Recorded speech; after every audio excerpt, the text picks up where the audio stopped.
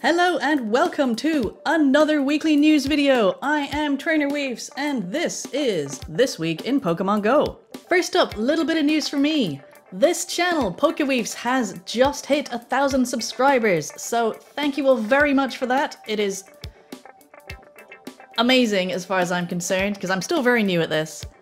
I love playing Pokemon Go, and I just like helping people find ways to play it better, and I'm really glad that so many of you out there are enjoying the videos and are finding them useful. So thank you to everyone who's shared, who's told their friends, and of course everyone who subscribes and watches the video. Anyway, on with the Pokemon Go news. Saturday, 8th September is Moltres Day. That means 3 hours of Moltres raids. Check the PokemonGoLive.com website to find out what the time will be in your area.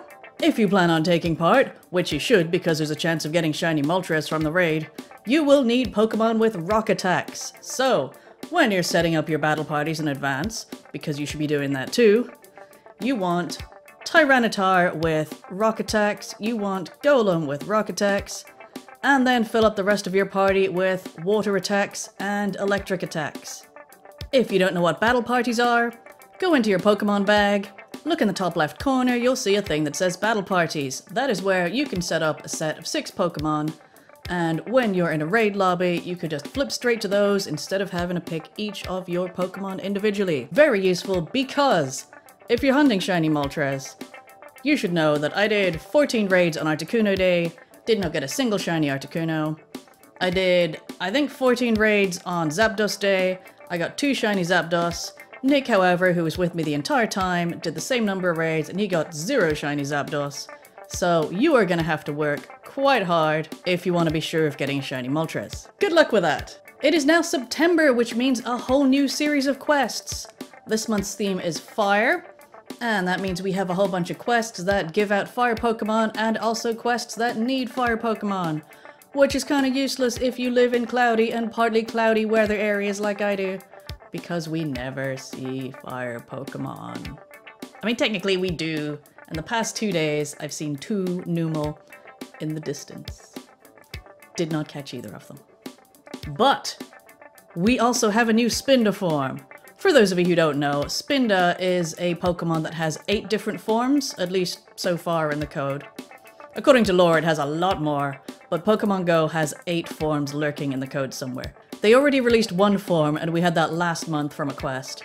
This month, we have a new one from a new quest, which is Make a Great Curveball Throw. So if you see that quest with the encounter, the reward will be Spinda with slightly different patches on its face.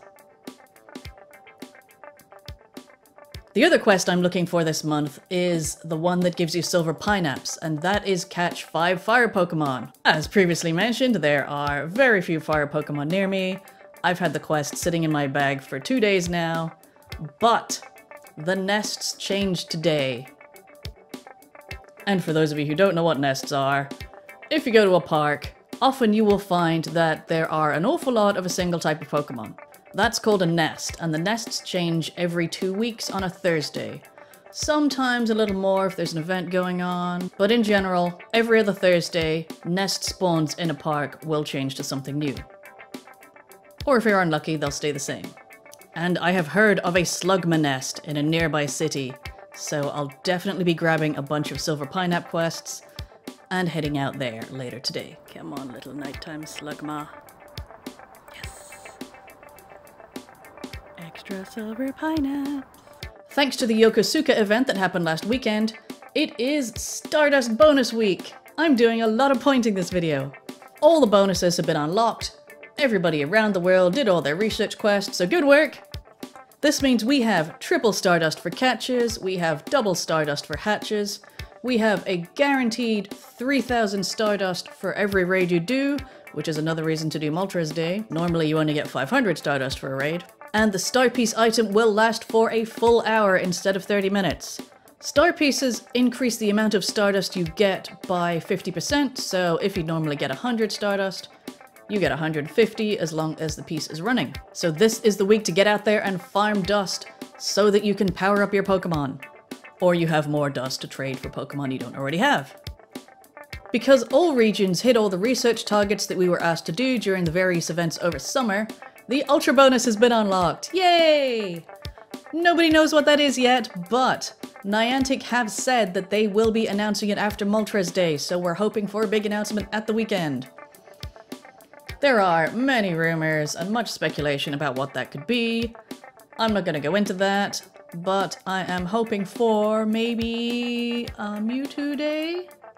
Not because I want Mewtwo, but because I want everybody who hasn't been able to participate in raids to get Mewtwo, and I want a new X-Raid Pokemon, because I have too many Mewtwo.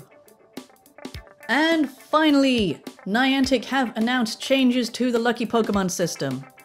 When you trade a Pokemon with another trainer, it has a chance to become lucky. That means that the Stardust cost to power it up is halved compared to its usual, and previously, the IVs of the Lucky Pokemon would be no lower than 10. After a bunch of research by the Sulfuroid Pokemon Go community, it seems that the minimum IVs for Lucky Pokemon are now 12, 12, 12 rather than 10, 10, 10. So any new Lucky Pokemon will be even more powerful, which is great because it was always kind of disappointing to get a Lucky Pokemon and then be like, oh, it's 60%. I mean, it's better than 12, but still.